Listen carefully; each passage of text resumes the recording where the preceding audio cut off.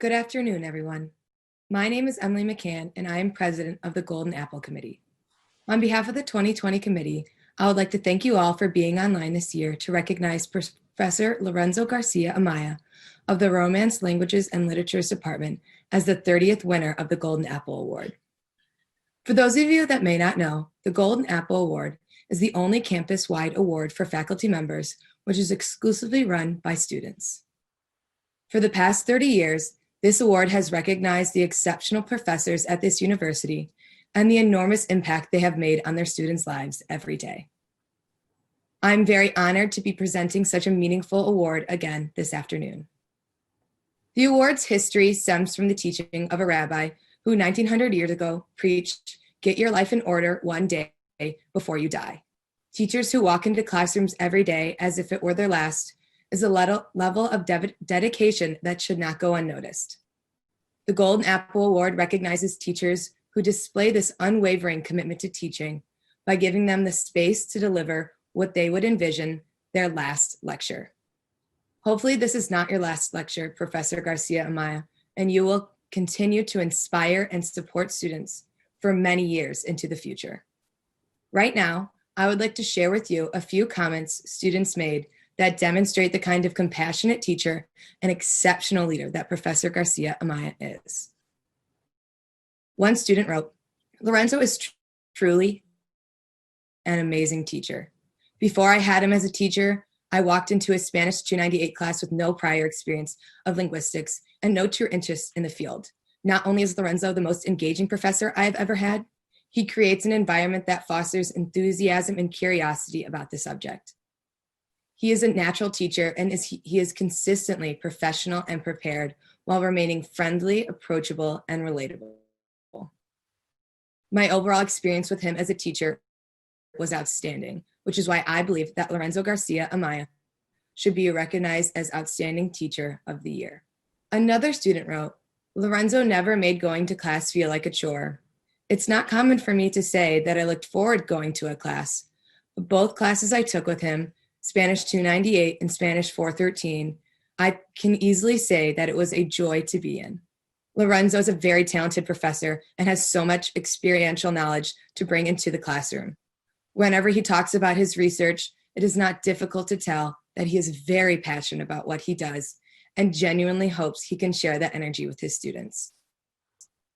These are just two of student quotes of many that exemplify how much Professor Garcia Amaya cares for his students and wants them to not only learn, but excel in the classroom. So thank you, Professor Garcia Amaya, for your unwavering dedication to your students. In my own interactions with Professor Garcia Amaya, he has been nothing but kind and encouraging and a tremendous pleasure to work with. Every word, action, and even email he says, does, and writes are amazingly thoughtful, and they truly demonstrate how much he cares for others. Now, before I give Professor Lorenzo Garcia Amaya the award for the 2019-2020 academic school year, I would like to thank a few people that have supported both the committee and me this year to make this event possible. First, I would like to thank the support given to us by Hillel, specifically our advisor, Rabbi Lisa Stella, as well as our graphic designer, Michael Oatman, who designed the wonderful advertising material. In addition, I would like to thank the CCI Major Events team, the Muto Ticket Office, Michigan Media, and specifically Gabrielle Piazza for assisting with the setup of this event. It was not an easy task trying to navigate how to make this event possible, considering what is happening in the world around us. The event this year could not be possible without the contributions from all the academic units, offices, and departments listed on the promotional poster. Thank you all for sponsoring and distributing materials to the students and faculty. I would also like to thank the students who gave their time to nominate their professors and to those that left thoughtful comments like the two I previously shared. Thank you to the Speech Production Lab for all your help in surprising Professor Garcia Amaya with this award in one of your Zoom class meetings last spring. Lorenzo admitted that he was very shocked, and so the surprise was a great success. And lastly, I would like to thank the incredible Golden Apple Committee who put in many hours of fundraising, tabling, and advertising to help make this event possible today. Our committee also has the pleasure of providing the award recipient with the means to donate to the charity or organization of their choice. This year, Professor Garcia Amaya would like to give a donation to a program entitled En Nuestra Lengua, a Saturday Spanish school in Ann Arbor founded by Teresa Satterfield. The school teaches children ages 4 through 11 that are heritage language speakers to speak, read, and write in Spanish. This donation means a lot to the program and families who attend this school during these uncertain times. This afternoon, we have the pleasure of hearing Professor Garcia Amaya give his ideal last lecture titled, Words You Didn't Know, Collaborating to Discover the Secrets of Second Languages. So, without further ado, I present Professor Lorenzo Garcia Amaya, winner of the 30th Golden Apple Awards. Thank you so much, Emily. This is wonderful. All right, here's the Golden Apple. And I got it. Oh, wonderful. Yay. Thank you. Now these things travel too. Fantastic. Yes. So I would like to thank everyone. During the talk, I'm going to be thanking a lot of people. But first of all, I'd like to thank my students for awarding me this award. I mean, it means the world to me. And I am incredibly happy. I mean, really, there's no words to speak, to express how I feel. Wonderful. All right, so I'm going to now play the lecture he has prepared for us. One note before, it will be on YouTube either after or sometime. So if you lose internet connection, the presentation will be there. And two is that there is a feature on the Zoom call for question and answering. So if you have any questions during it, please type in whatever you would like to say. And there will only be seen by us. So just to let you know. And Emily, one thing that I want to say, sorry to interrupt you, is that the YouTube link works. All right, so you can try it out right now in case something with your Zoom is not working. Exactly. So how do we share it with everyone? I am going to do that right now. All right. Perfect. All right, here's the video. Words you didn't know, collaborating to discover the secrets of second languages. Welcome everyone, and thank you so much for joining me today. I would like to start this talk by acknowledging that to give a last lecture when one could easily have 30 years of a career ahead of oneself is a challenge. However, this has been a great opportunity to think about what I would like to share with others about what I have learned in my years of experience as a college professor and mentor, both in the classroom and in my research lab. Michigan's #1 professor for the year, so you should be very, oh my goodness. I realized that I'm the first Golden Apple recipient, both to receive news of the award via Zoom and also deliver their last lecture online. For this reason, I have taken advantage of the technology available to prepare a different type of talk that I hope you will enjoy wherever you are. I think that you already have an idea of the style that I'm trying to adopt in this talk. I want to start by thanking Emily McCann, Kyle Ribock, and everyone else on the Golden Apple Award Committee for organizing this wonderful event. I can promise that for as long as I live, I will never forget the day I heard the news. I'm thrilled to receive this Golden Apple Award this year, and I also want to thank all my students, past and present, for giving me the opportunity to perform a job that I love and for allowing me to become part of their lives. I also want to thank my colleagues in Romance Languages and Literatures for the inspiring work that they all do. I wouldn't be here today without all the support and guidance that I received from all of you, staff, faculty, and grad students. Without your support, I wouldn't have been able to teach, run studies, do advising, participate in committees, or publish my research. Our job is a constant and systematic collaboration, and it is a pleasure to work with all of you. In these times, I miss all of you terribly, and I can't wait to celebrate this award when we can meet again safely. And for now, I would also like to thank the members of our Psycholinguistics reading group, organized through the Department of Psychology, for all the amazing feedback that you have given me all these years. You're a terrific crowd, and I truly enjoy our meetings. So let's get started. So how to start one's last lecture? While I was preparing this talk, I was thinking a lot about the many facets of this profession and how rewarding it is.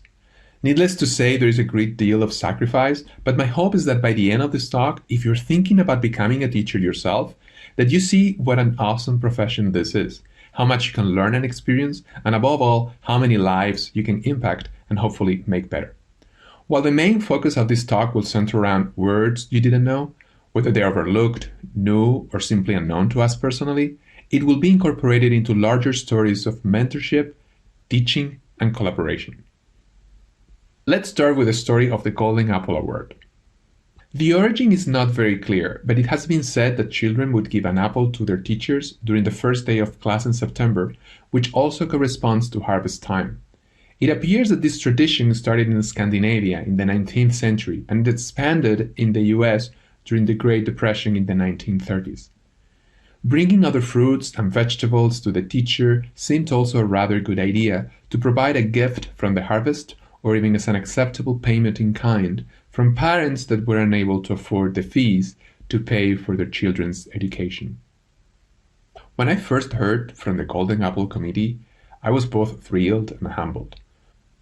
Over the years, I have been fortunate to meet other professors who have helped me to be better at my job as a teacher, researcher, and mentor, and I would like to say thank you. Of course, there were others, and their influence sparked something in me. When I began my teaching career, my mission became to pass on this legacy of mentorship to my students. Connecting with students and helping them achieve their goals is the best part of my job. However, I sometimes wonder if I'm actually making a difference, or if my courses are viewed as 3 more credits on the way to fulfilling the requirements of a degree. For me, this award is a confirmation that I'm having a positive impact on their lives, and for that I am extremely grateful. Let's move on to the most practical side of this talk. This part may be useful to those interested in pursuing a career in teaching. By the end of his life, Leo Vygotsky introduced the idea that when a child engages in dialogue with someone more knowledgeable, they develop the ability to solve problems independently and realize certain tasks without help. Since then, this theoretical concept has been widely interpreted by educators such that there is only so much that we can do without help and much more that we can do with help. This notion has become one of the pillars of my own teaching philosophy, in which I try to utilize my expertise and way of thinking to inspire my students and help them achieve their goals. Like many of you, I strive to create a safe, engaging learning environment, incorporating a mix of PowerPoints, online tutorials, questionnaires, reading, discussion, and classroom participation activities as a way to involve students directly in the learning process. But perhaps what I work the hardest on is on making sure that everyone is present in the here and now. In my experience, students tend to engage best when they are aware that their teaching is subordinated to their learning process. This idea was put forward by Caleb Gattegno, and I learned about him in Professor Diane Larson Freeman's class, a course that I attended during my first semester working here at Michigan. With no exaggeration, my attending her course has impacted my teaching the most. All of us, instructors and students, know how challenging it is to be present in any given class, and it is even harder in this new remote teaching environment. However, together we can do it.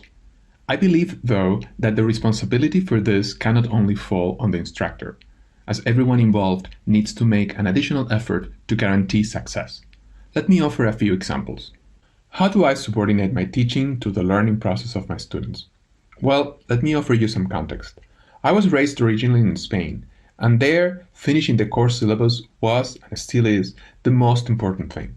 With the standardized exams at the end of the high school years to attend college, I remember dreading the last few weeks of every term, where almost every day we would start a new topic with the hopes of catching up. I'm sure that many of you in the audience have experienced something similar. I think it's best to learn some things really well instead of speeding through many topics. Of course, the concern is time, but with the emergence of technology in the classroom, I believe that students do not need to spend too much time taking notes. Since I teach my classes in Spanish, which is the second language for most of my students, I think it's much more beneficial to interact with other classmates during group activities and engage with presentations and discussions. This way, my students can spend the entire session actively processing and engaging with the new information. And believe me, having students talk through whatever you're discussing during class time is not a waste of time. It's important to keep in mind that if it doesn't take place in the class, it may actually never happen outside of class. As for being present, I'm going to present a very straightforward activity for which, as a student, you have to be 100% engaged. Otherwise, the activity won't be successful and learning will not happen.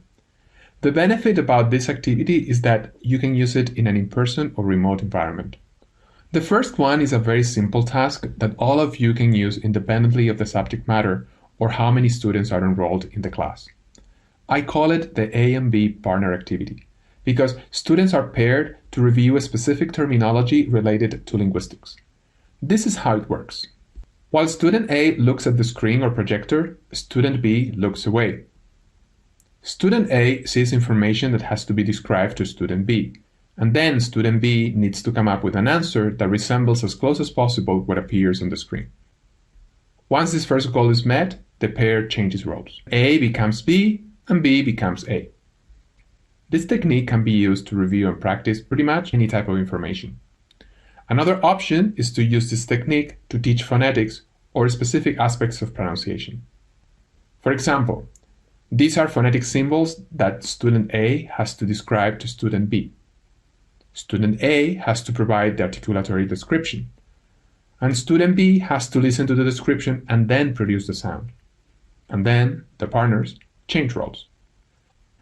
This is what is known as task-based language teaching. My students love this game, and I find that it helps them review critical concepts in the course, practice their Spanish skills, and create community around the learning process. You may be wondering, okay, but what about more advanced courses? In Spanish for 18, a 400 level course on second language acquisition tailored to juniors and seniors who have already taken other courses in linguistics, I use a research activity where my students throughout the semester can investigate their peers' experiences during a study abroad program. This research activity consists of, first, transcribing their peers' oral speech and learning from their experiences abroad. Second, following online tutorials to learn how to analyze speech acoustically. Third, applying this new knowledge to the speech of students who have already studied abroad and theorizing about their development. Fourth, presenting progress reports throughout the semester in teams. And finally, writing a paper discussing what they would do differently in their own study abroad experience. I believe that this activity is particularly useful when you're learning a second language, as it offers insights into the degree to which second language learners can benefit from a study abroad experience. Although not everyone in the audience here is a linguist, I do think that this type of activity that allows our students to analyze their peers performing a similar activity can be extremely eye-opening. We could extrapolate this to a prospective interview at a graduate program or a big tech company. Incorporating these authentic experiences in our classes may be challenging the first time, but students themselves have a great sense of how to integrate feedback into their professional lives. So feel free to ask them. Now, since we were talking about study abroad, do you remember once upon a time when study abroad was one of the most looked forward to opportunities for students? Well, although I was looking for a moment of levity here, I have to say that although right now it's not on many students' radars, I'm confident that there will be a time when these opportunities will be available for students again.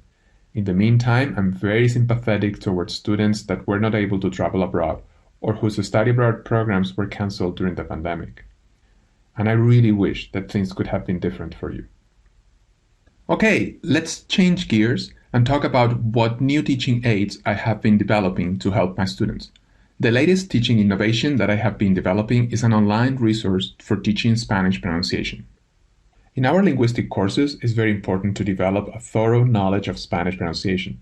In order to facilitate this learning, we have created this online resource so that students can understand how to produce some of the harder sounds in their second language. Here you see a chart that shows different phonetic symbols in Spanish, and by clicking on each symbol, we see a side view of the mouth illustrating how the sounds are produced. This is what we've come up with so far, so feel free to use it to improve your Spanish pronunciation. Before moving on, I have a few recommendations for future instructors. If you're interested in this profession, I would encourage you to take a step back and pay close attention to your current instructors. Keep a diary of what you think are useful techniques and activities that make a complex topic something easy to understand and learn. Also, to our future teachers, don't be afraid to push your students, always within reason, of course. For example, my classes are by no means a walk in the clouds. On the contrary, students often rate them as having a relatively heavier workload than most others they take. Still, I believe they enjoy them. Before the pandemic, one of our major priorities was to take care of the mental balance of our students. And the current health crisis has only underscored the importance of accepting our vulnerabilities as human beings. A place where we strive to do that is the Speech Production Lab, also known as the SPL. My colleague Nick Hendrickson and I envisioned the Speech Production Lab back in 2015. The underlying philosophy was to transform the lab from a single input environment to one where everyone, including myself, is encouraged to teach, be mentored, and become a mentor. It's not always easy. Collaboration is an exercise in compromise, patience, communication, and resilience. However, I found that the work accomplished with collaboration is many times more diverse, productive, and creative than what I could have done on my own. Pre-COVID, Nick and I would host a weekly in-person meeting with RAs to discuss the research process. Although I make sure to connect with my students in the classroom, most of my mentoring actually occurs in this research environment. Similar to many other disciplines, this lab gives undergraduates the opportunity to become directly involved in research while developing a sense of community. This, combined with the fact that student-led research and mentoring are such a large focus in our lab, means that we try to keep the doors as open as possible to bring in new talent. Our students all have different origin stories for how they came to work in the lab. Many undergraduate students find us through Europe, Introduction to Linguistics courses, and independent study and upper level courses. The last route is through word of mouth, where new students are brought in by friends who work in the lab. I'm really happy whenever this happens, as it shows that our students enjoy working here and want their friends to be able to experience our collaborative environment as well. Just so that you can get a sense of what we do, here you can see some of the research areas that we're working on. Right now, we're working on Andalusian Spanish, Afrikaans Spanish bilingualism in Patagonia, Spanish prosody, second language fluency and study abroad, second language psycholinguistics, second language captioning, and also on our public scholarship. There is a big connection between the research that we do in our lab and the courses that we offer. We're very fortunate to have great colleagues in Romance, languages, and literatures who teach alongside us. Here you can see some of the offerings for winter 2021. Students mentored in our lab use the tools they acquired to better themselves and further their careers. Fulbright scholars, Peace Corps volunteers, linguistic PhDs, Amazon programmers, and Apple engineers have gotten their start in the Speech Production Lab. Even students whose major is outside of the humanities have told us about the valuable life skills they picked up in the lab that had enabled them to be successful in their fields. Of course, we're not taking credit for their hard work, but I view the lab as a place where students are encouraged to grow and hone their skills in a way that helps them achieve their personal goals later in life. And many of them have published with us.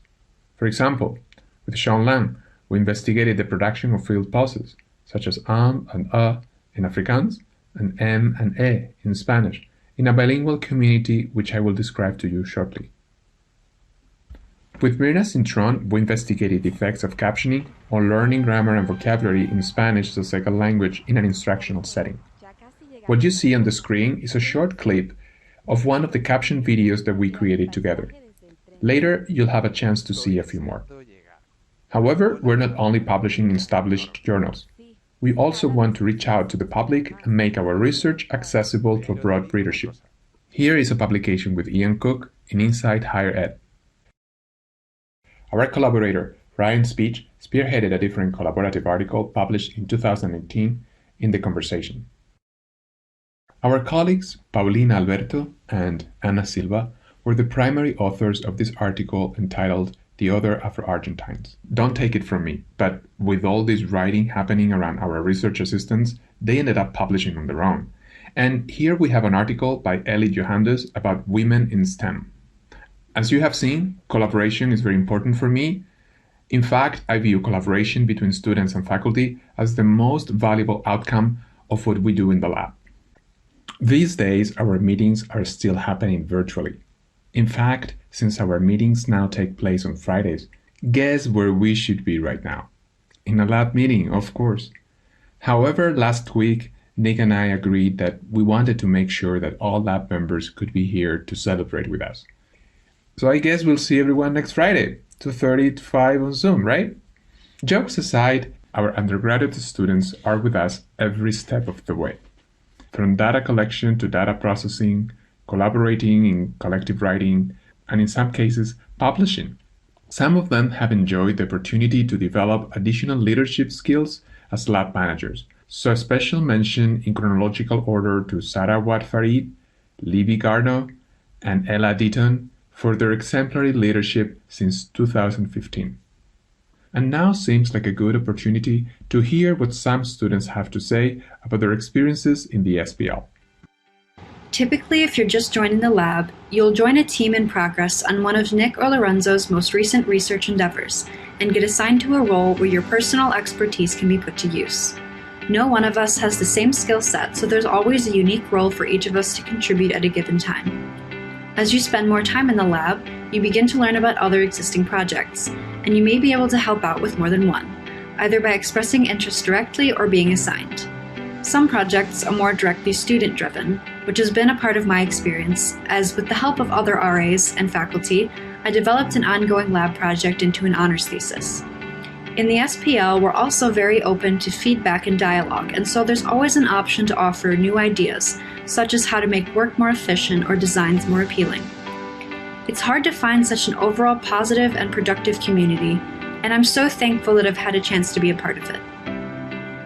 What keeps me coming back to the lab, and so many other undergraduates, is that it's the most supportive environment I've ever found for research, especially undergraduate research. Working in the lab means a lot to me because I'm really interested in a lot of the issues that the lab studies through linguistics, and by being involved as an editor, I get to be involved in every project at once, and I really feel like I have my finger on the pulse of what's going on in the linguistic research community. Working in the lab also made me realize how much I love linguistics and the research process, and was very influential in my decision to attend graduate school and to pursue my PhD in linguistics. The lab has a big focus on collaboration, which I really like. We get to meet a bunch of other research assistants and work with them. At the lab meetings, we'll work with our project teams and bounce ideas off each other and learn from each other. And I have friends who are in other labs and they just do what they're assigned to do alone. And then they're surprised that I have friends in my lab and that we work together.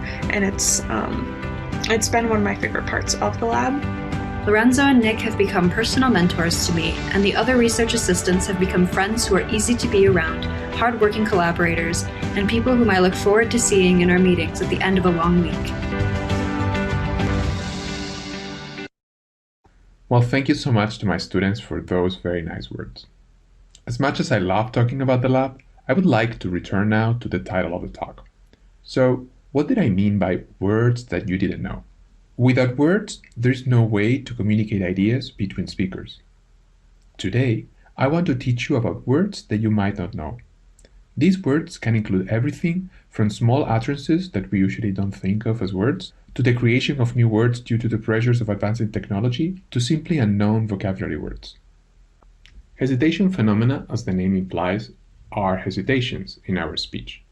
Examples of this are fill pauses, such as the uhs and ums that are usually associated with a nervous second language speaker. Even though they lack lexical meaning, or are surprisingly common. In fact, they make up 6 to 10% of our everyday speech. The most amazing characteristic about field pauses is their ubiquity, and every language uses them. The ones that you see on the screen come from Spanish. So call me, come over. And just let me know. Okay, sounds good. Field pauses also give us a glimpse into how our brains are processing language. Whenever we're struggling to find a rarely used word or formulate a complex thought, These linguistic particles are used to buy us time, while our brain searches for the correct terms. The type of field pause also gives us a preview into what sort of structure we're constructing. In English, is typically indicative of shorter phrases, while signals a longer, more complex utterance. For linguists studying second language acquisition, field pauses are a gold mine for understanding how the brain adapts to the introduction of a new language. Typically, a second language learner will use the field pauses from the first language as they begin to learn the second. This reflects how first and second languages are usually represented as two distinct categories in the brains of late second language learners. As they become more fluent, their field pauses will slowly morph to reflect the hesitations of the second language, a sign of a slight overlap or merge between their brain's language categories as the two are used more often. A variety of factors can influence how much this shift occurs, including time speaking, level of fluency, amount of second language use, and surrounding environment, all factors that we examine in our lab. We studied this phenomenon in a small community in Patagonia, who are bilingual in both Spanish and Afrikaans. But before we talk about the experiment and our findings, I want to tell you a couple of things. The first is that this project originated, as many do, over a friendly meal. Our colleague Andries Coetzee, a theoretical and laboratory phonologist, was describing the Patagonian Boer community to Nick Hendrickson and me, who, as you already know, specialize in Spanish.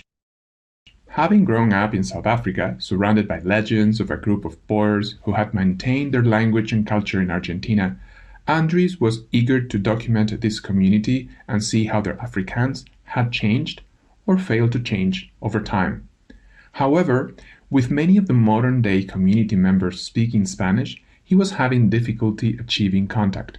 Nick and I found ourselves compelled by the Patagonian Boers story and realized that with Andries we would make the perfect team to research this community. Nick and I could contact community members and arrange meetings in Spanish, while Andries could assess their skills in Afrikaans. And this is how the From Africa to Patagonia Voices of Displacement project was born. The second point that I'd like to make is that working on the From Africa to Patagonia Voices of Displacement project has been an amazing and truly rewarding academic experience. Every name that you see on the screen represents one of the nearly 50 collaborators that we have worked with since 2016.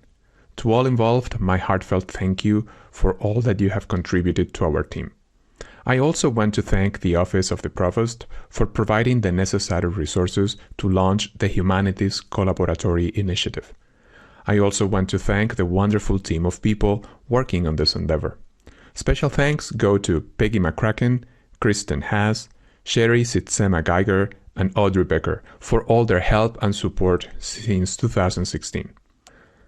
Without your help, this collaborative network wouldn't have been possible. And now, coming back to our research project, I would like to show you a video that explains why this community that we research is so special. In Argentina, there is a group of people that has been speaking a unique variety of Afrikaans for more than a century after their ancestors emigrated. They are the Patagonian Boers, now 4 generations removed from their original South African ancestors. Although the newest generation mostly speak Spanish, their parents, the grandchildren of the original settlers, still speak Afrikaans. To see why their language story is enticing to linguists, we need to look at linguist Joshua Fishman's 3-generational model of language loss.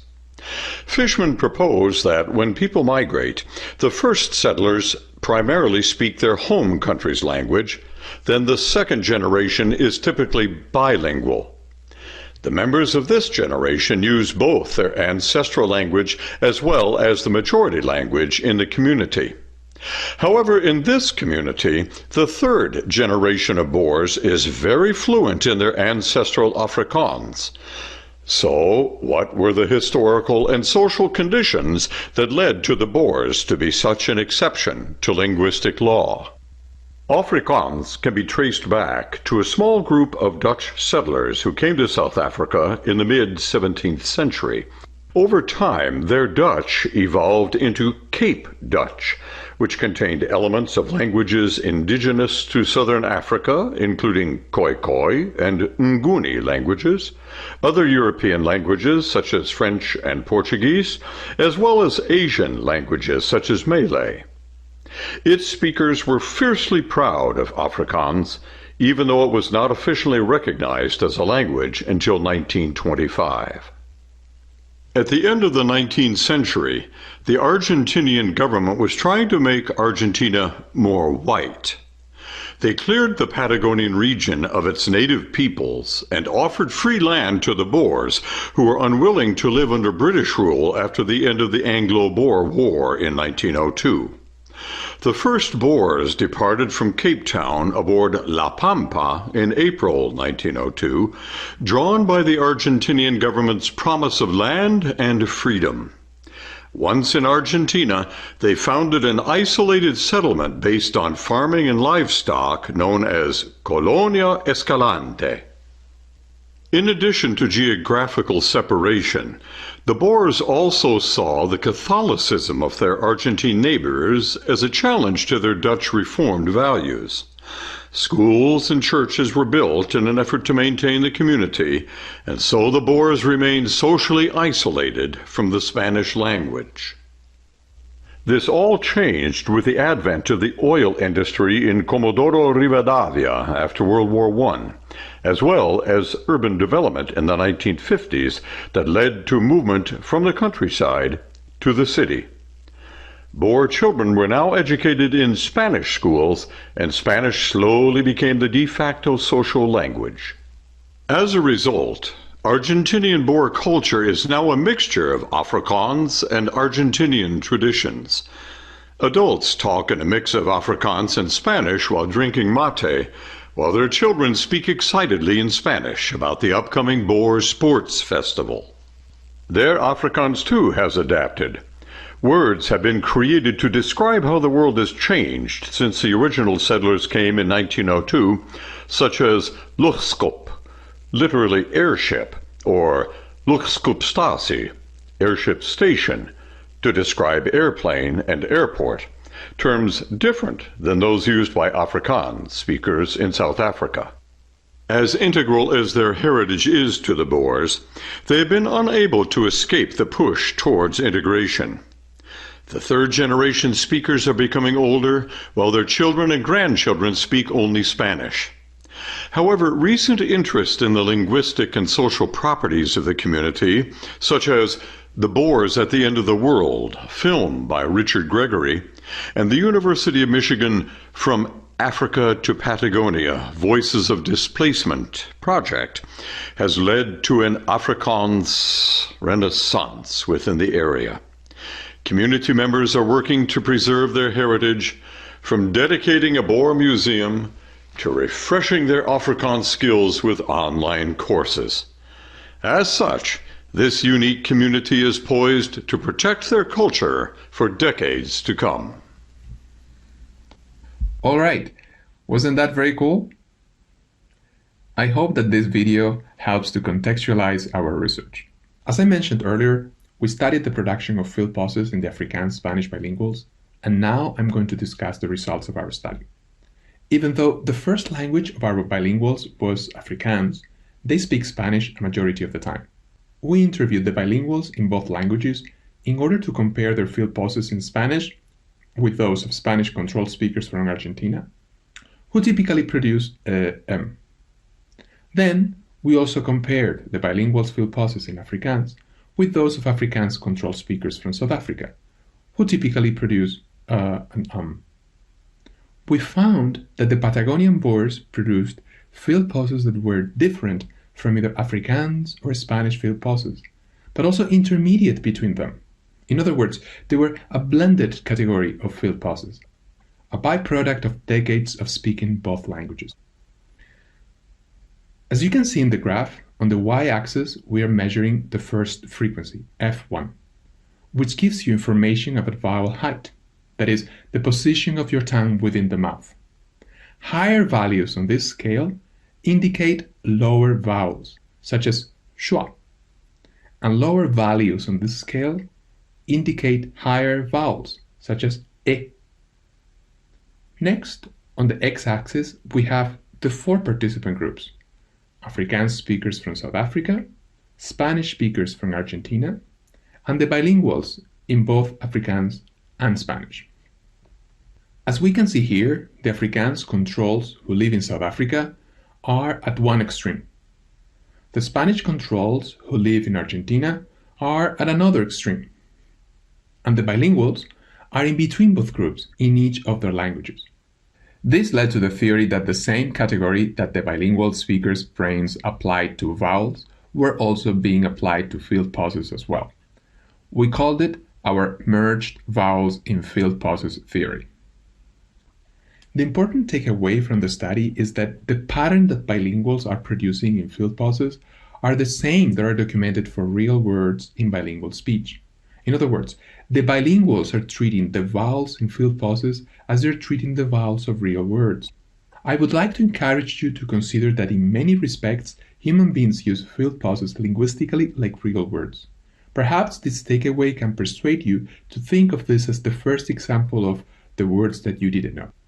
These findings were published this year in a paper entitled "Field Pauses are Susceptible to Cross-Language Phonetic Influence: Evidence from Afrikaans-Spanish Bilingual."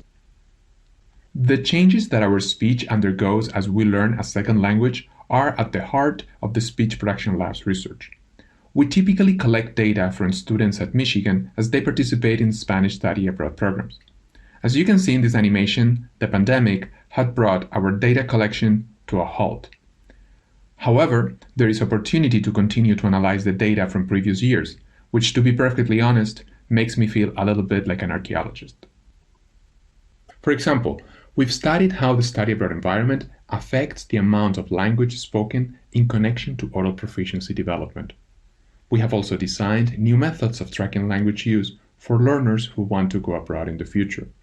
My newest instrument, known as the Daily Language Questionnaire, is an online tool specifically designed to be accessible to students and reflective of their time abroad. Using these questionnaires, we can better understand where and how students are using their second language the most in order to develop a more effective learning environment in their home countries. The paper that you see on the screen was from our first version, and since then, we have been working on improving this instrument. This graph comes from an in-progress research project that is a follow-up to our first DLQ publication. We ran this study with one group of Spanish learners studying abroad in Spain. Like many study abroad programs, there was no institutionalized language pledge, and although students were reminded on site to speak in Spanish as much as possible, it was their prerogative whether they wanted to speak in Spanish or English. Regarding the graph that you can see on the screen, on the y-axis we see total percent of Spanish, and on the x-axis, week. We can see that Spanish use is higher for class days, that is days where learners had scheduled classes to attend, than no class days from week 1. And also that the use of Spanish shows a chronological decline over the course of the program.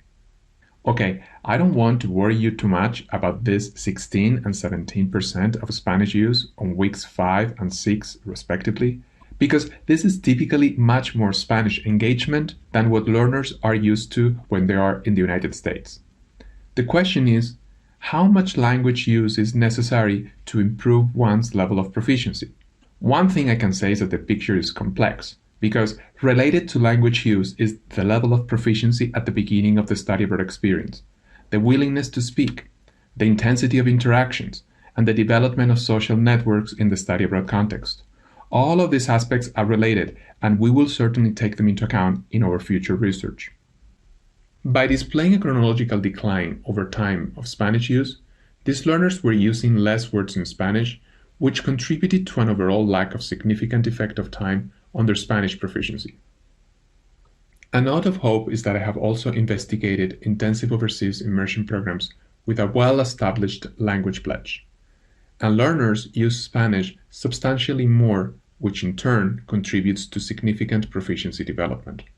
However, a word of caution: any sort of institutionalized commitment to adhere to rules, such as a language pledge in a study abroad context, is a big endeavor as a certain culture needs to be developed at the home institution. In January 2021, a new paper of mine on measuring language use in an overseas immersion context with a rigorous language pledge will see the light. I am hopeful that it will contribute to a much-needed conversation regarding how to make our study abroad programs more effective for our students interested in learning languages abroad.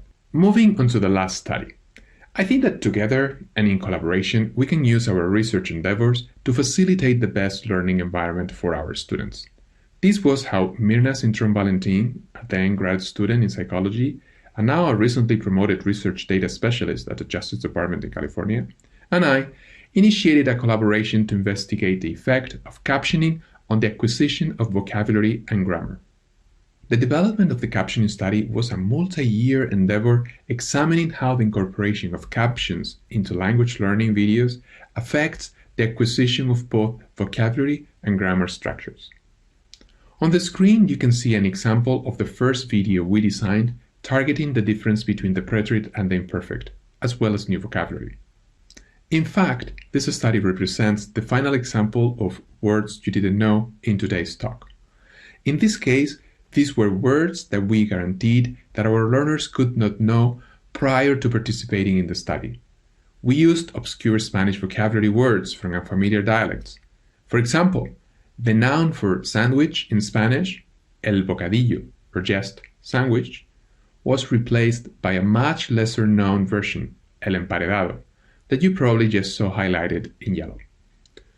In this other movie, we were targeting the start type of verbs as well as new vocabulary.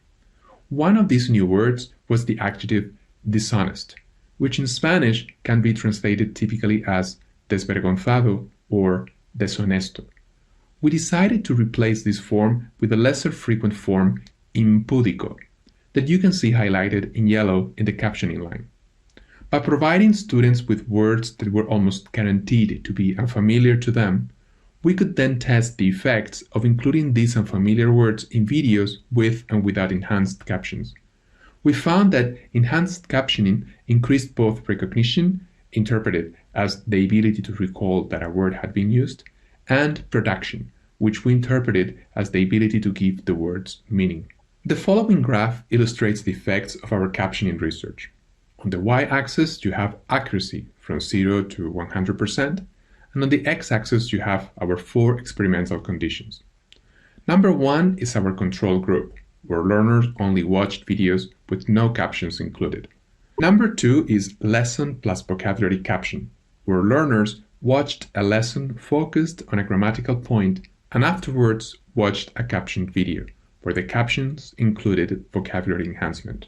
Number 3 is lesson plus grammar caption, where learners watched a lesson of a grammatical point and afterwards watched a captioned video, where the captions included grammar enhancement. And finally, number 4 is no lesson plus grammar caption, where learners were not provided with a grammar lesson, but only with a captioned video, where the captions included grammar enhancement. As you can see, in terms of accuracy, which was measured in terms of word recognition, the control group is barely above 50%, which is barely above chance. However, the other 3 experimental conditions led to gains in accuracy, with the second one, lesson plus vocabulary caption, showing a significant difference when compared with lesson plus grammar caption and no lesson plus grammar caption. The work that we're doing in the Speech Production Lab is leading to a better understanding of how language changes throughout the learning process, as well as the development of more efficient techniques to teach second languages. Okay, this concludes the research portion of our talk. But before we conclude, I think it would be useful to walk through a summary of some of the words that you might not have known prior to attending today's talk. Okay, let's list them out. First, today we have learned about the SPL, which now you know stands for Speech Production Lab. Second, you learned that in Patagonian Afrikaans, luchtskip means airplane. Third, you also learned that in Patagonian Afrikaans, luchtskipstasie means airport. Next, you learned that field pauses, such as and are considered words by some psychologists and linguists, and also that our research has shown that bilinguals do apply similar processes to the vowels in field pauses and the vowels in meaningful lexical words. Next, you have learned that DLQ stands for Daily Language Questionnaire, and that is a tool that we have created to keep fine-tuning our understanding of language use by study abroad learners, as well as its critical theoretical relationship with second language oral proficiency development. Finally, you have learned that in Spanish, emparedado means sandwich, and that impúdico means dishonest. You also saw that in carefully controlled experimental videos, caption enhancement can be very useful to acquire vocabulary in second language Spanish. If this were truly my last lecture, I would end it, as I have with many papers in the past, with a recommendation for the future. There is no denying that the times we currently live in are tumultuous.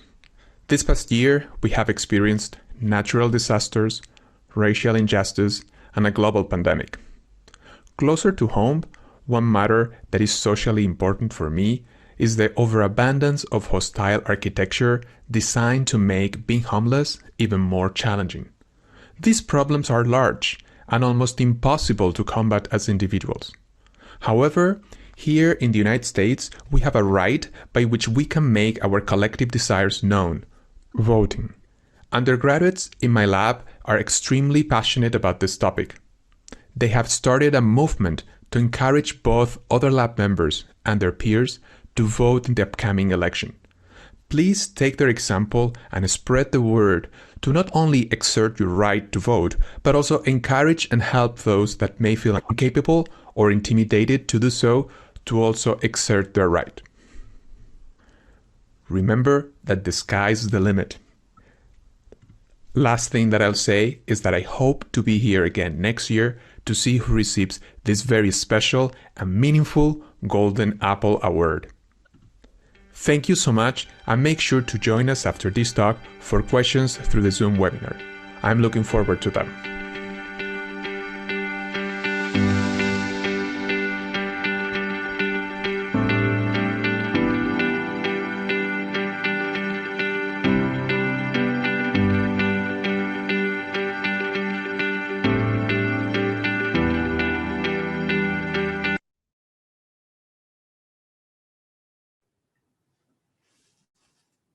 All right. Wow. Thank you for that visually engaging, beautiful video. I couldn't take my eyes off the screen, and I know you worked incredibly hard on it, and it really showed. It was wonderful. Thank you so much. It went so fast. Yeah, it did. It really did. I thought it was going to take longer, but that's because it was so well put together. So Thank you. Thank you so much. Yeah. yes. No, it was not just my work. I mean, I had a wonderful team of people who were working on really hard on this, and yeah, it was the ideal talk, for an event like this. I wanted to be able to touch on different topics, right, so that everyone would have something out of it, and hopefully, people get to know a little better the research that I do and how I teach, and all the collaborators that I have, because without them I couldn't do the work that I do. So yeah. Awesome. So now we're gonna move into the question and answering portion of tonight. Sure. And so one of the first questions I see is that where are you most looking forward to traveling and researching when the pandemic is over? I think I have to say South Africa again. So I was very fortunate to travel twice to collect data with Andres and with Nick. And just because of the multilingual situation that we have there, it's the kind of place where anyone would have an opportunity to do research. I mean, any humanist, right? Because of the fact, first of all, that a lot of people are multilingual. People speak 2 or 3 languages. It's a very common thing. So for those of us interested in how language works as linguists, it's an ideal place to go.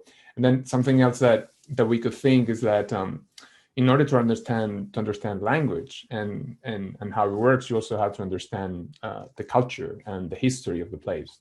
And all these things in intersection, are an intersection in South Africa. So, I can think of a team of historians, anthropologists, linguists, all working together to be able to understand what's going on, right? Like, in the encounters that we had with people, for example, we saw them code switching and code mixing, right, systematically, and we need people to be able to investigate that. So yeah, it's a wonderful place to do collaborative research, and yeah, I think that would be the place. Wonderful. How many times have you been there? Just once, or have you been there many times? So we've been there twice, right? And yeah, and we always take advantage of our trips to do multiple things, to talk to first of all, do interviews and or run experiments and collect data. And then something else that we have done is, talk to media, for example, to let people know about the research that we do, because we're very committed with making our research as accessible to everyone as possible. So that has been something that we have been able to do in our 2 trips. And that's also a beautiful country. So, you cannot get better than that.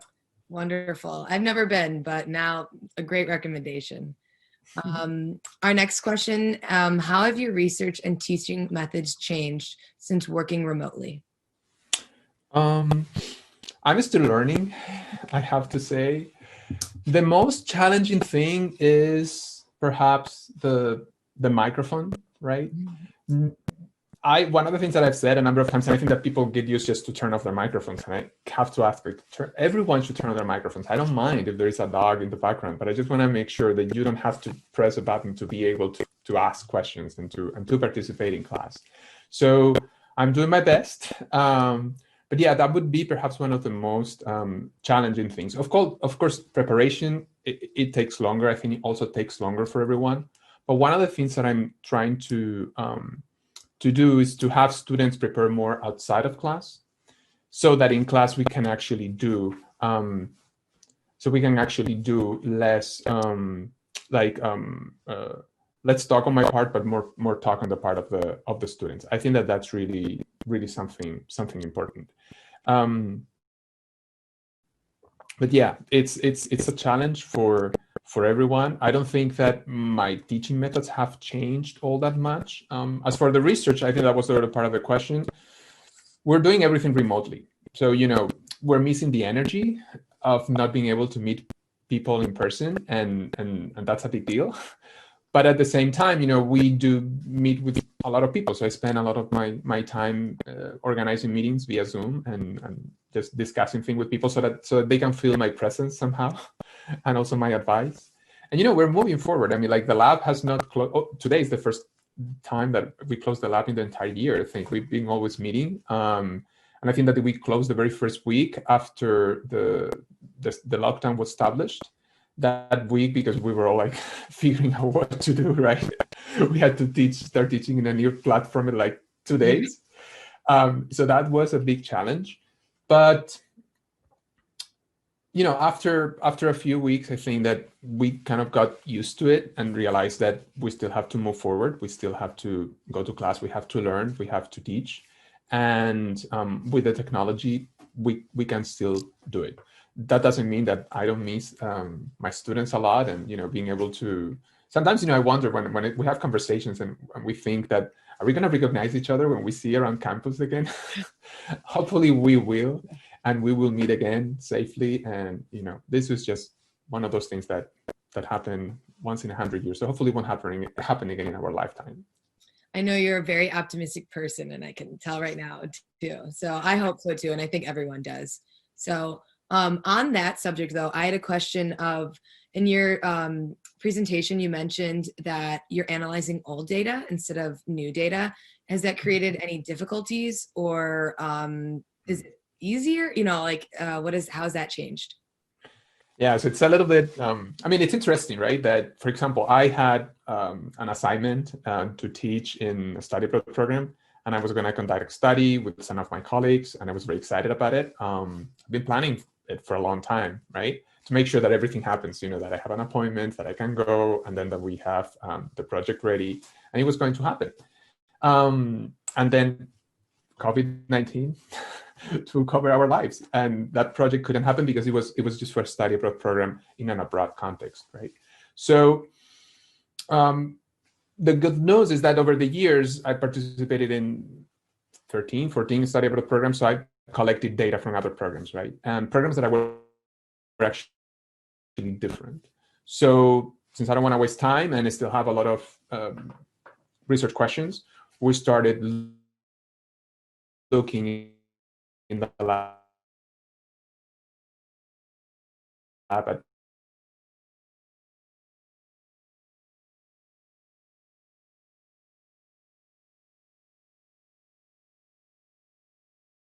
data.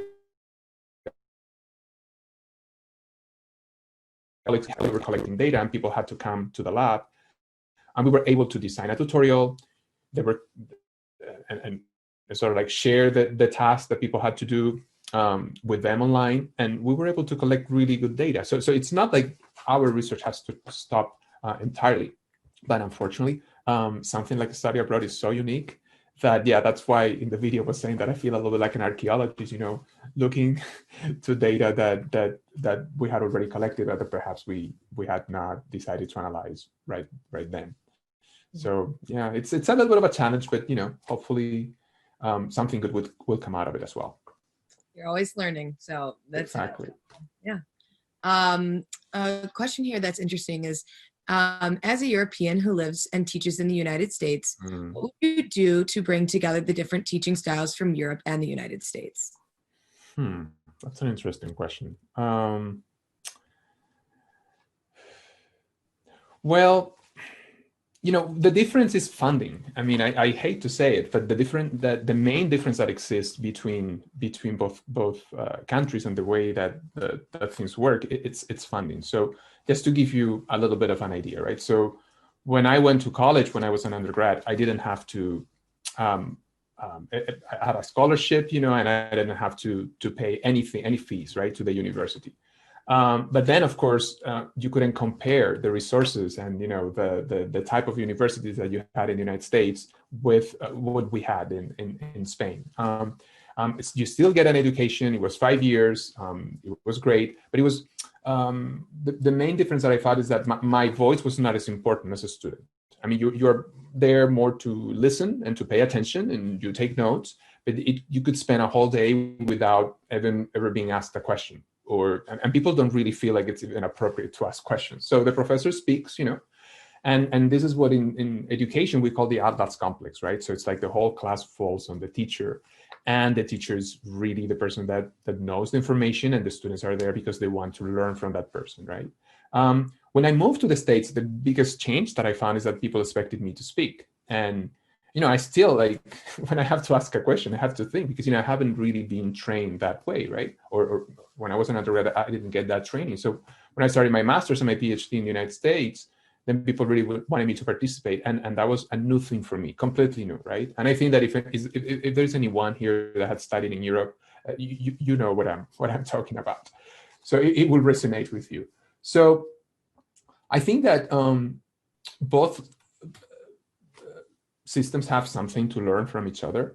But if someone asked me at some point, what if you had all the money in the world? What would you do, right? So I think that funding teachers from Spain, for example, so that they can travel and see how things are done in other places, I think would be a fantastic experience. I mean, not just travel to a conference when you hear a talk. Conferences in general work very similarly around the world. This would be more like you have the opportunity to go and stay for a period of time and just see what happens in the classroom, and you learn from not just from the instructors, but also from the students, right? And then see if that is something that you can replicate in your home institution. I think that would be a fantastic experience that a lot of people don't have. And one of the things that would have to change, I don't want to get into politics, but one of the things that would have to change is the way that people become public teachers in Spain, for example. So you go to college for 3 or 4 years. Once you get your degree, then you have to study for an exam. And then once you pass this exam, that I'm not saying it's not difficult and it's not hard, but it's just one exam, then you become a teacher for life. So the word for that is funcionario, right? In Spanish, is that you become someone that works for the government. And that's a position, it's like a tenured position, right? But it's just one exam. And I think that being a teacher is such a wholesome and complex profession. There's so much going on with it that one exam is never enough. And I think that some people may find themselves that they pass the exam and they may not like the profession, or they don't feel that they're prepared enough to do a good job at it, right? So you need systematic training and lots of opportunities to see what other people are doing, not just around you, but in other places. And I think that that would be something, that would be a way to start. But, like everything in life, you need funds for that. Chomsky said at some point that when you don't want something to work, you just have to defund it. And that has happened with, exactly, that happens all the time, and it's happening around the world with public education. Not everywhere. Some people have incredibly successful stories. But in Spain, for example, I do know it's close to home, and it's one of those places where I found that is definitely an issue. So yeah, that would be those would be my 2 cents regarding this question.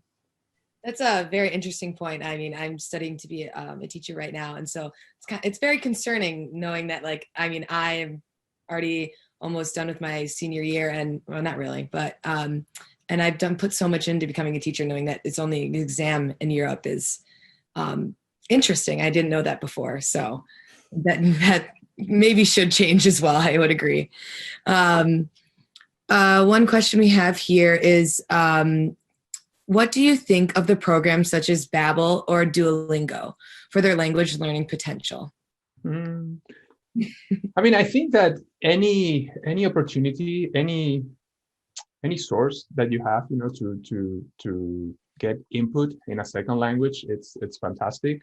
But the most important thing is interaction, right? So we know that we thought at first, like 4 years ago, that with input it was enough. Like if you just had a lot of input in another language, that you'd be able to acquire it. But now we know that we actually need to have interactions, and interactions are very important. So students ask me all the time, what movie on Netflix should I watch? When they learn about the captioning study, they kept asking me and Mirna, if, by watching movies online with captions, that if that was going to help. But, we kept telling them, I mean, like, we cannot tell you what we're doing right now. But, if we see you again, we will tell you. And some people actually ended up working for the lab. And then when they asked me, I said, like, everything was so controlled in that experiment. I mean, we counted the number of words between the first time that you saw a word in hands and the next. So, of course, we saw an effect because it was an experiment. One of the things that I would recommend people is that, yeah, sure, watch anything that you watch on the original version, something that is appealing to you.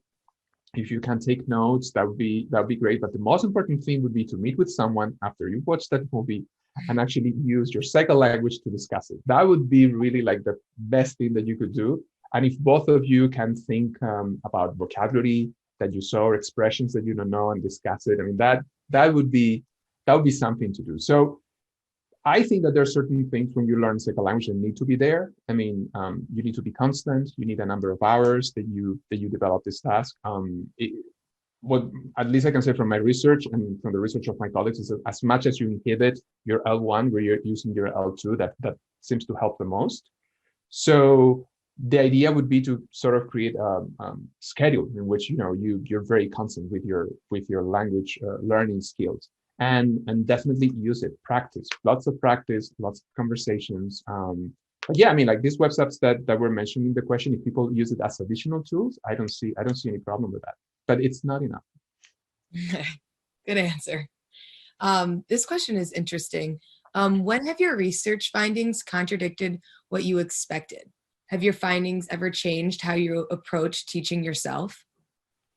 Well, it happens sometimes, right? That when you have a very specific research question, and when you are sort of following the trends of what appears in the literature, that when you design a very specific study, that you may find that the results sort of contradict what you expected. The most important thing is being honest about it in the paper, and say the truth, right? And explain why you had that a different expectation. I know that sometimes that's a challenge, right? Because when you're writing a paper, you want to make it look like it was this perfect journey.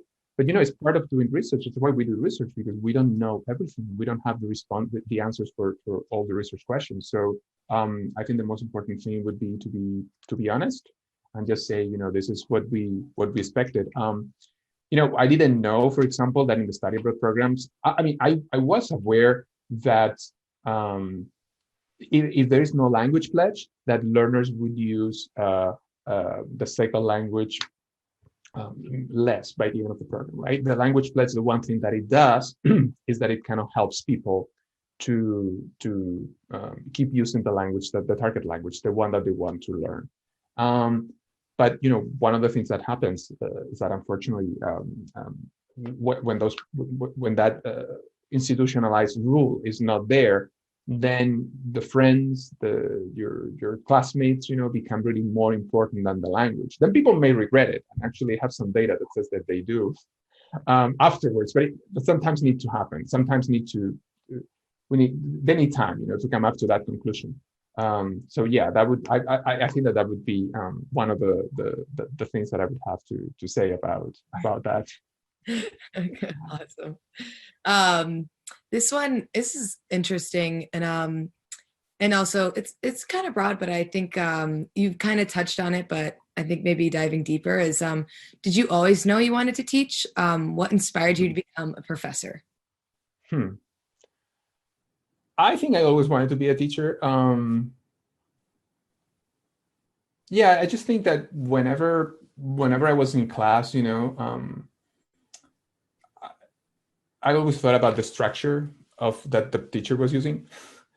And I always thought about ways in which, how could I do this myself? How would I do it differently? And I think that is something that became kind of second nature to me, like immediately think about how to present information. I'm really passionate about it, right? And I spend a lot of time thinking about how to give a talk or how to teach a class, right? But it's something that I truly enjoy. So that's why I think that teaching is such a good profession for me, because I can do something that I find quite enjoyable. So, I do hope that everyone watching and, the person that asked the question that we could all do that, right? Because I feel very fortunate to be able to do something that for me is, it's really cool, right? Like thinking about how to present information, how to teach it, how to find ways to make it more engaging. And I never get tired reading about it, right? So I'm always reading about what other people are doing in different countries or, around the world, things that work for them. And yeah, that's one of the I would say the most fun part of my job. Curiosity, I get it. Did you ever consider anything else? Well, so I always do what it's harder for me, and I don't know if this is something that everyone does, right? So, I'll tell you a story very briefly. So I should have studied architecture because in my high school, we had a program for people that wanted to do architecture and engineering.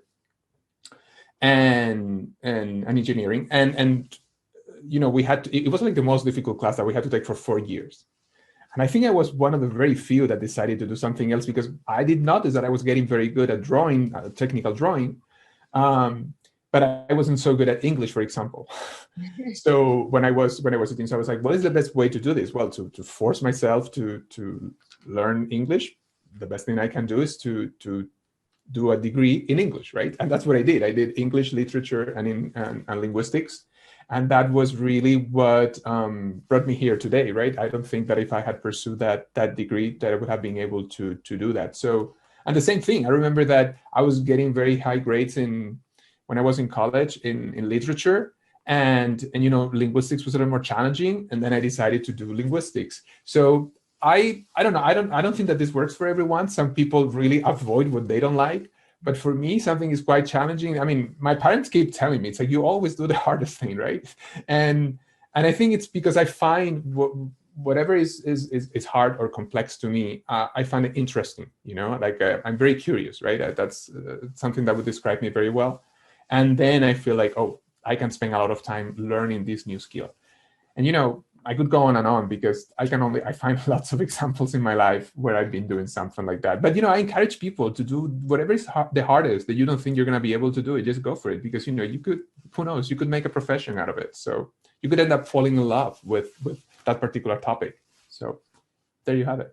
I can attest from your lecture. It was beautiful, but you were just really put a lot on your plate, but you finished it and it was awesome. So obviously it works for you. So I would say keep doing it. Thank you so much. It's giving a talk via Zoom like this, with the animations and everything, it would have been really hard. So that's why I thought that maybe it would be better to do something like that, that everyone could enjoy. Yeah. Would agree. One person would like to know that you mentioned that you attended another professor's class when you first got to Michigan as a professor yourself. What was that like? Could you talk more about what that professor was and why you did that? So I did it because Diane Larson Freeman was really, if there are 10 people in the field, right, of second language acquisition, she would be one of those 10, right? And I have learned and I have read her papers, right? And she was very famous in the field. And I really like her research as well. I remember one time I saw her at AAAL. This was probably this is the American Association of Applied Linguistics in 2008. But, although you see me here, I'm kind of shy. And I was thinking, she was talking about fluency, which was oral fluency, which was one of the topics, it was the topic of my dissertation. And I kept thinking, oh, should I talk to her? Maybe not. I didn't know what to do. And in the end, I didn't talk to her. I presented, I saw the colloquium. I enjoyed it. I took a lot of notes, right? Because I felt that I was really, really great information that was shared. And then I didn't see her. So when I got hired, I realized that she was still teaching, right, at Michigan. And then I said, well, I'm gonna ask her. And I sent an email, not knowing what she would say, but she invited me to attend her class. And I was fascinated by the way that she taught.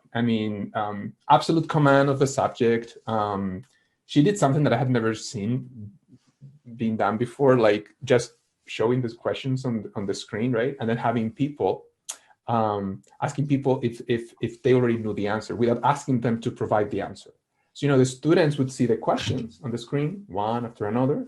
It would be just to review a chapter that they had read.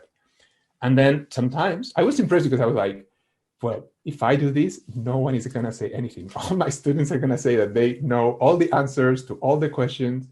And I think that at the beginning, people didn't feel like saying much, but then some students started like, oh, actually that question, I'm not very sure that I know the answer. And I was very impressed by that. Another thing that I saw that she didn't use quizzes or exams, right? It was just assignments that students completed, very thoughtful assignments, teaching about their teaching philosophy, thinking about the students would have to teach in class. And it was like a whole new world that I learned. I had taken teaching methodology in the past as an undergrad and also as a grad student, but what I saw in her class opened my eyes to something completely different. And I have adopted a lot of techniques. Every time I see her, I tell her that, although she's emerita now, she's retired from Michigan, I say that everything that you did is very well alive in Michigan through me, because, I enjoyed your class so much that I keep using your techniques and principles in my own teaching. So yeah, that's what it was. And it wasn't intimidating or anything. You need time, of course, to do everything, all these things, but attending classes, even if you're a professor from other people, it's an amazing experience. And you learn so much from not just how much knowledge some of my colleagues at Michigan have, but also about the way they handle themselves in a classroom, right? And how they interact with students and what kind of questions they ask. And, sometimes they share things with you that you may have not thought about, like how they read papers, which may be completely different, right? I remember a professor of mine mentioning, another colleague of mine mentioning at some point that he would read papers, starting from the conclusion, and then going back to the abstract, and then going back to the discussion, and then going back to the introduction, right? And not reading in a chronological order. And that was, to me, I had never thought about that before. I would always sort of read them kind of from beginning to end. And I started doing that, and you read very differently the paper. So it's just very important to interact with other people and to try to learn as much from others. That would be my recommendation. It has worked for me, and it can work for you as well. Wonderful. This sounds like a full circle moment there. It just all came back together. So there's a theme in the questions about Zoom. Some people are asking if it's a sufficient way for language learning, and then also some advice for teachers that are struggling to get students engaged. Do you have any advice on that? And you can relate it to your subject or just in general for teachers. Yeah, breakout rooms.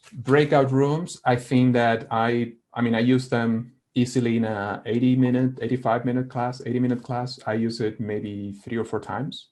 And if I can, if I could, I would use it even more. I mean, that's when you go into one of those breakout sessions or breakout rooms and you talk to the students, then is when they ask questions. They feel more comfortable than perhaps talking to a larger audience. And that's something that I recommend everyone. So have an engaging activity. What I presented was a simple activity, but that is an activity that has worked for me over the years. And it's the type of activity that you can still do via Zoom, right? You can always tell people to look away and then another person take a screenshot, and then they go into the breakout session and they play. And, I also go into the breakout sessions to make sure that everyone's speaking Spanish, right? But that really helps.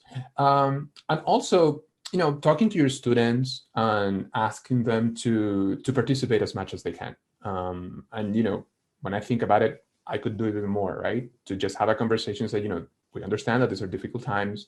I know that students get tired of being in Zoom for many hours on a given day, but the other option is not having classes. So, this is still something.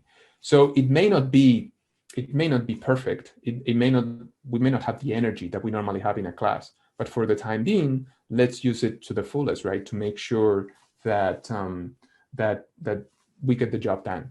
So I would encourage people to work in little groups and make sure that they share, their concerns about whatever is going on in their lives a little bit, just to make sure that that people feel that you're not a robot behind a computer, that you're human. But also, we would have the opportunity to, if we do that, we have the opportunity then to work on the subject matter, whatever it is that we're discussing, that we're talking about. And yeah, that's what is working for me at the moment. Wonderful. So we have around 2-3 minutes left. So I just wanted to one more time present you as the 30th Golden Apple Award winner. I want to thank you for your dedication to your students, your hard work, and overall just even here, you're giving people recommendations about how to be a better teacher.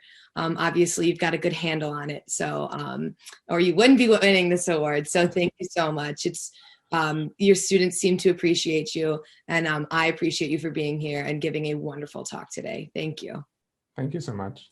Do you have any last words? No, I saw a question about.